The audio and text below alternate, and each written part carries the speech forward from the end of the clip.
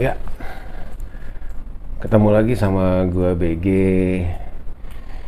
Masih di studio bola. Hari ini agak ceria ya auranya karena Chelsea baru saja memastikan langkah ke perempat final Liga Champions setelah mengalahkan Lille tadi malam 2-1 lewat gol Christian Pulisic dan Azpilicueta. Walaupun memang saat pertandingan di luar stadion kita dengar juga ada keributan, fans Chelsea juga sempat bentrok dengan polisi di Lille ya, sampai kena gas air mata dan lain-lain. Ya mudah-mudahan nggak ada yang cedera atau ditangkap atau membawa masalah ini jadi lebih panjang dan jauh lagi, karena Chelsea lagi disorot banget.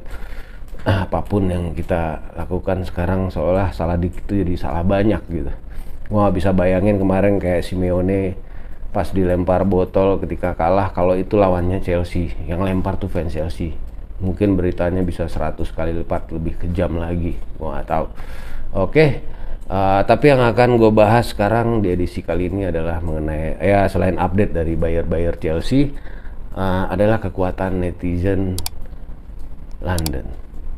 Seperti apa kekuatan mereka? Nggak kalah sama netizen plus 62. Seperti apa? Setelah yang satu ini.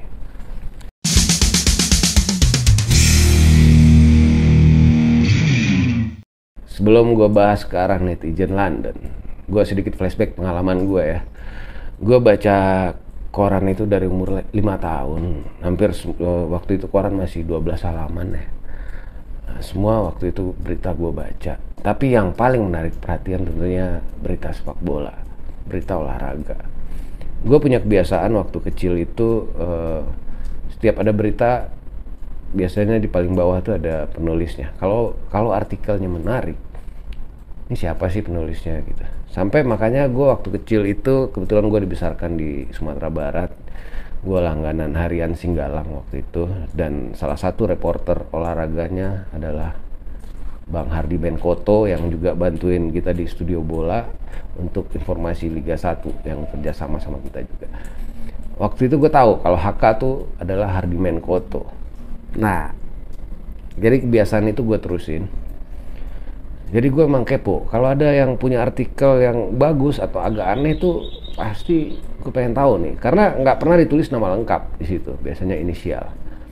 Nah, ketika Kompas tahun-tahun 2004, 2005 di halaman olahraga, di halaman sepak bola ada berita tentang Chelsea, pastinya gue nggak akan pernah lewat. Nah, waktu itu ada satu wartawan yang menarik perhatian gue. Beritanya selalu negatif terhadap Chelsea, itu selalu negatif. Bahkan gue bilang ini udah cenderung apa ya? Udah di luar batas, kaidah jurnalistik. Bener-bener hates. Ya gue gak tahu dia ngerasa apa enggak. Akhirnya ya yang pasti gue ngerasa banget sebagai fans. Ini udah beda nih. Ini udah bukan dari sisi seorang wartawan yang netral gitu. Akhirnya gue lihat inisial namanya siapa sih ini orang. Gue lihat inisialnya dalam kurung Joy. Waktu itu gue nggak tahu Joy siapa. Akhirnya gue cari informasi. Berapa bulan ke depan akhirnya gue tahu, oh Joy ini adalah Anton Sanjoyo. Sekarang ya masih gue rasa pengamat sepak bola, pengamat komentator bola juga, sering di TV juga. Nggak apa gue sebut aja namanya di sini. Belakangan setelah era Twitter tahun 2009-2010 ke atas, ya akhirnya gue tahu, oh Anton Sanjoyo ternyata seorang fans Liverpool. Akhirnya gue paham situasinya. Oh pantesan dulu Chelsea dijelek-jelekin ya, dia die hard Liverpool. Tahun 2004-2005 itu Chelsea sama Liverpool tuh ketemu terus di Liga. Bayangin Liga Champion udah ketemu di grup, nanti ketemu lagi di perempat final atau di semifinal, home and away. Jadi banyak sekali partai Liverpool ketemu Chelsea saat itu. Dan ya wajar waktu itu beritanya Chelsea-nya lebih banyak dijelekin. Ya karena penulisnya seorang fans Liverpool. Kenapa ini gua angkat? Ini berkaitan dengan yang mau gue sampaikan malam siang hari ini, atau ya kapanpun kalian nonton ya. Jadi netizen Chelsea di London ini gue salut. Jadi akhirnya gue kan sempat bahas di konten sebelumnya mengenai pemberitaan yang bias, pemberitaan yang tidak sepihak, yang udah cenderung black campaign terhadap Chelsea. Wah, benar-benar yang Chelsea dibilang klub yang nggak punya integritas, klub yang toksik, macam-macam, sakit hati gua bacanya. Ini udah benar-benar udah bukan dari sudut pandang seorang jurnalis yang punya apa ya, etik ya, kode etik ya. Ini udah di luar kode etik. Akhirnya kemarin ternyata bukan cuma gue yang ngerasa, fans Chelsea yang di Inggris sana juga ngerasa. Akhirnya mereka punya nama-nama nih, wartawan yang menurut mereka udah nggak fair lagi nih gitu. Kira diselidiki lah, akhirnya ketemulah nama Jacob Steinberg, seorang wartawan bola dari tabloid, dari harian Guardian juga sebuah koran terkemuka di Inggris. Ketemulah tweet-tweet lamanya, postingan dia di grup FB lama yang dia ngata-ngatain Chelsea, ngata-ngatain Lampard dibilang prick, Chelsea dibilang scumbag. Kan, wah, kata-kata kasar banget, bahkan 10 kali lipat dari yang gue sebutin di sini. Itu gila. Nah, mungkin waktu itu dia belum jadi wartawan. Akhirnya dia jadi wartawan. Cuman ketika jadi wartawan, beritanya tentang Chelsea ya udah pasti hate juga, karena emang dasarnya udah benci sama Chelsea. Ya akhirnya ketahuan lah rekam jejaknya. Gue salut sama netizen di sana. Kemudian ada lagi Matt Law dari Telegraph. Walaupun kalau gue pribadi Matt Law ini gue bilang sih masih nggak terlalu parah, masih oke lah beritanya, no problem lah. Dicari juga sama fans Chelsea yang di Inggris. Ketemulah Matt Law ini di tweet lamanya, dalam sebuah reply tweet ada yang nanya, ya dia ngaku kalau dia fans Arsenal.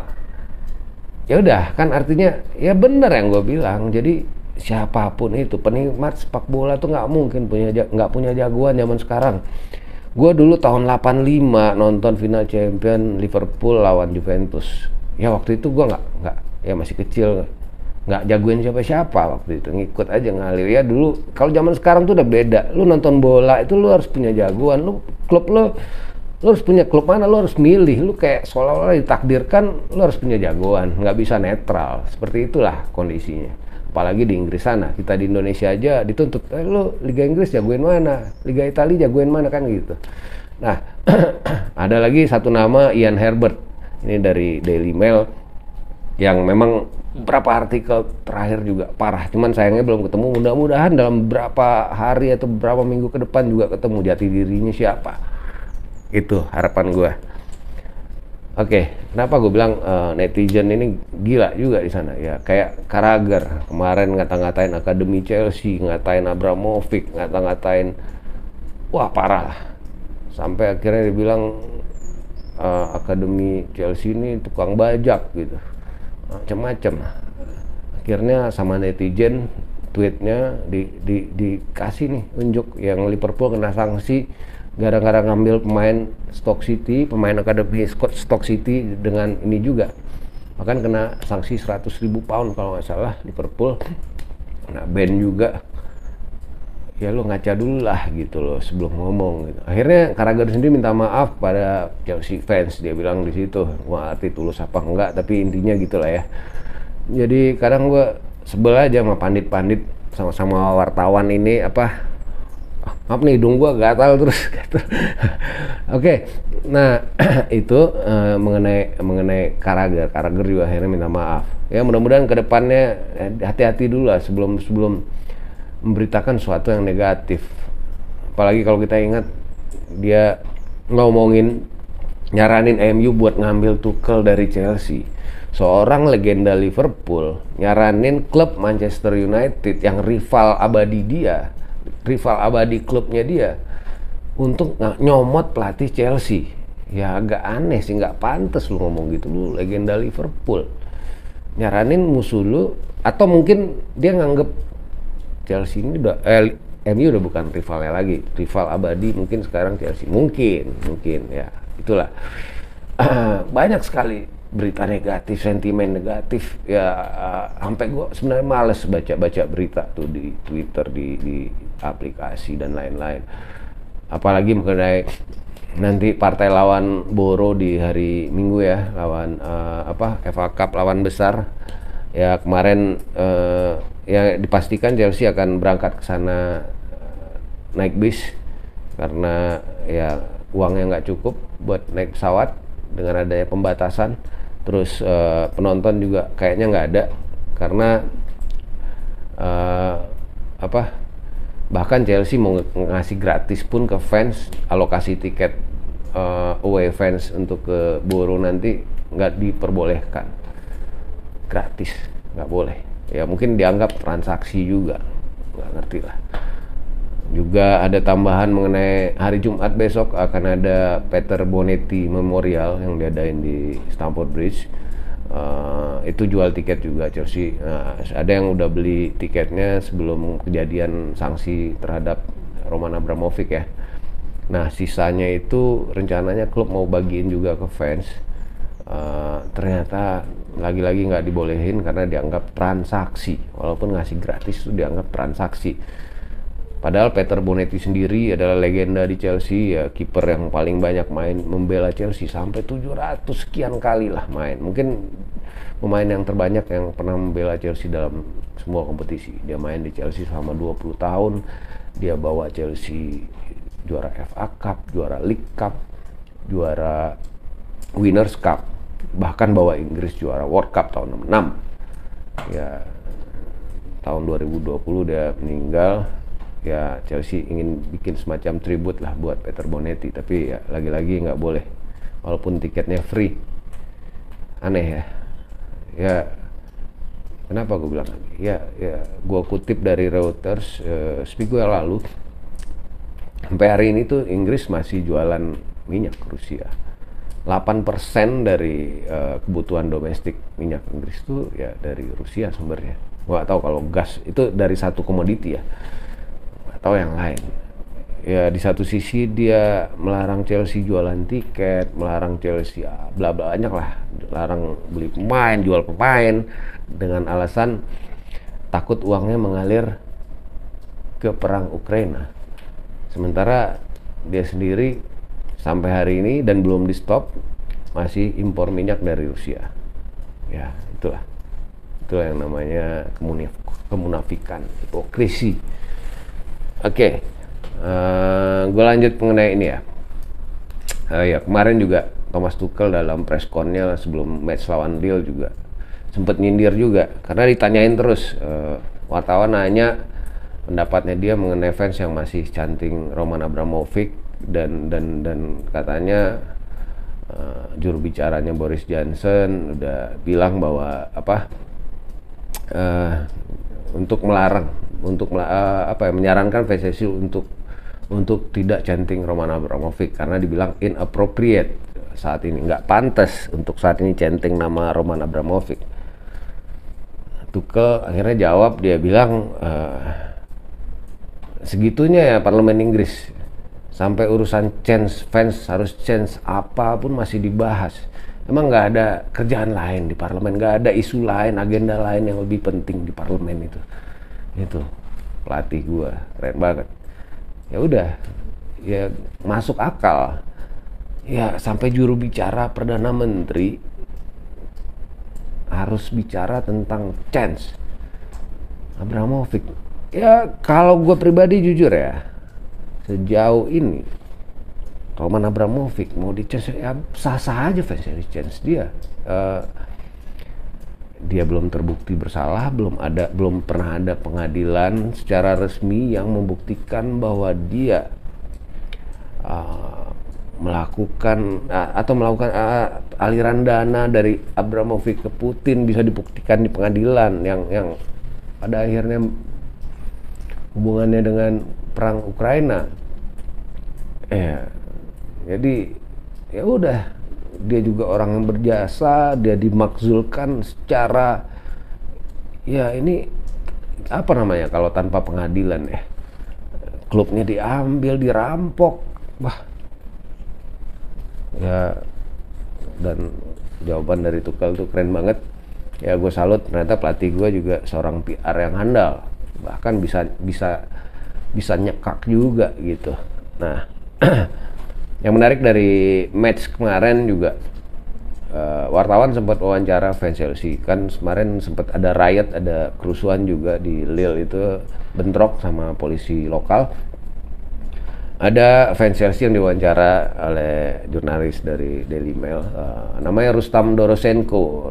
Kebetulan dia orang Ukraine, dia berasal dari Poltaya, Ukraine Tengah. Nah, menurut si Rustam Dorosenko ini, I'm not politician but I do believe Abramovich should be shown justice and respect. Itu menurut si Rustam.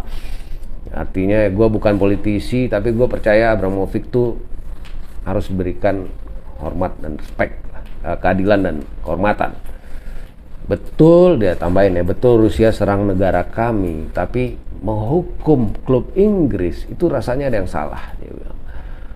Ya itulah, seperti yang gue bilang di konten sebelumnya, ya nggak ada ngaruhnya menghukum Chelsea terus rakyat Ukraina akan happy atau serangan Putin akan berhenti gitu. Ngaruh. Terus ada lagi Diana siapa namanya?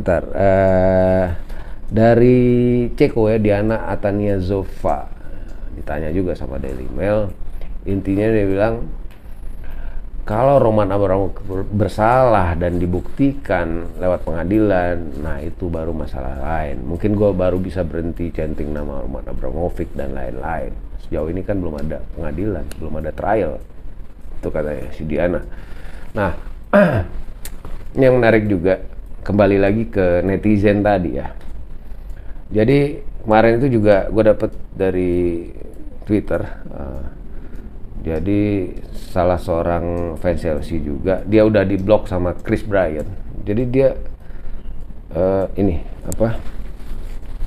ngeluarin berita tentang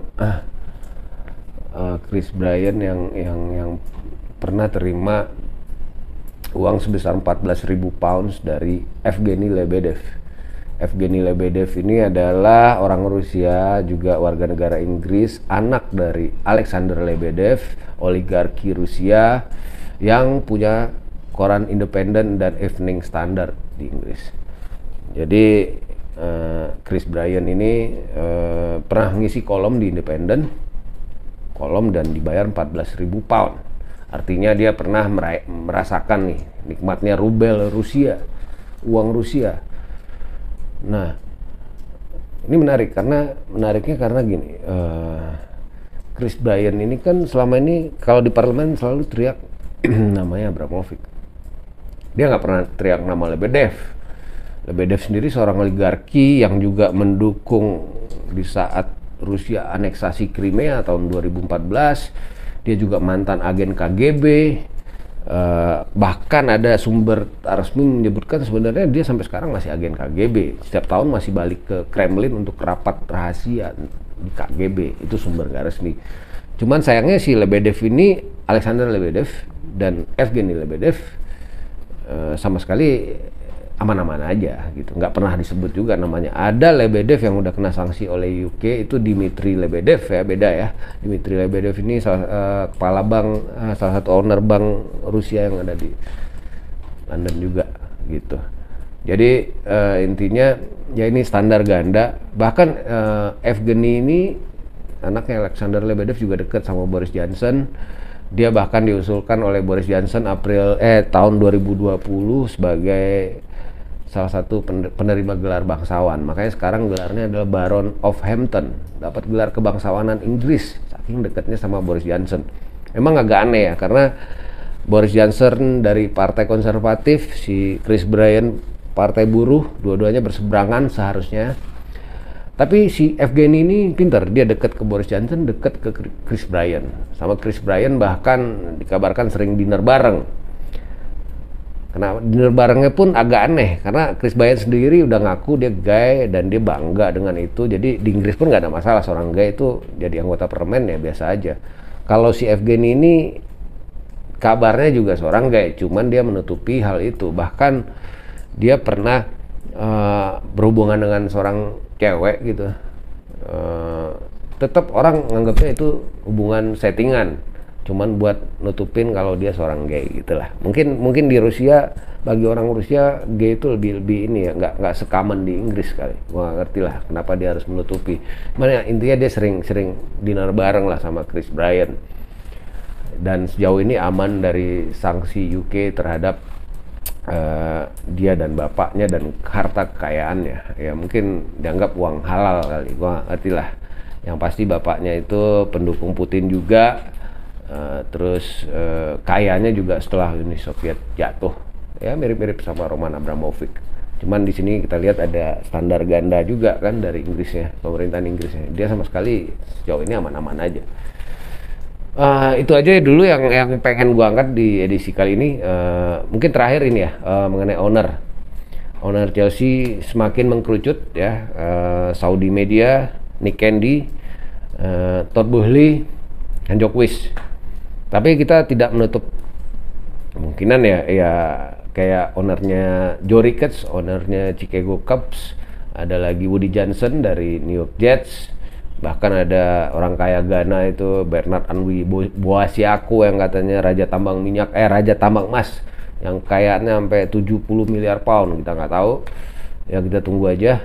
Yang menarik juga netizen Chelsea lagi-lagi bikin kayak petisi, kalau bisa jangan yang beli Chelsea jangan Joe Ricketts, karena Joe Ricketts ini ternyata anti Muslim dan anti Islam. Dia nganggap Islam itu adalah sebuah sekte. Jadi agak aneh sih ya kalau dia sampai beli Chelsea, karena Chelsea sendiri ada 5 pemain Muslim. Jadi sekarang juga lagi rame gerakannya yang jangan sampai Joe Ricketts yang beli Chelsea. Segitu dulu update dari gua hari ini. Mudah-mudahan segera ketemu resolusi secepatnya untuk kepemilikan Chelsea dan juga untuk undian final Liga Champions ketemu lawan yang asik. Terima kasih udah nonton, udah subscribe, udah support terus Studio Bola. Jangan lupa nyalain loncengnya biar nggak ketinggalan, karena kalau ketinggalan tuh udah nggak enak ya. Subscribe, share juga ke teman-teman yang lain. Gua BG pamit, kita ketemu lagi di edisi selanjutnya. Ciao.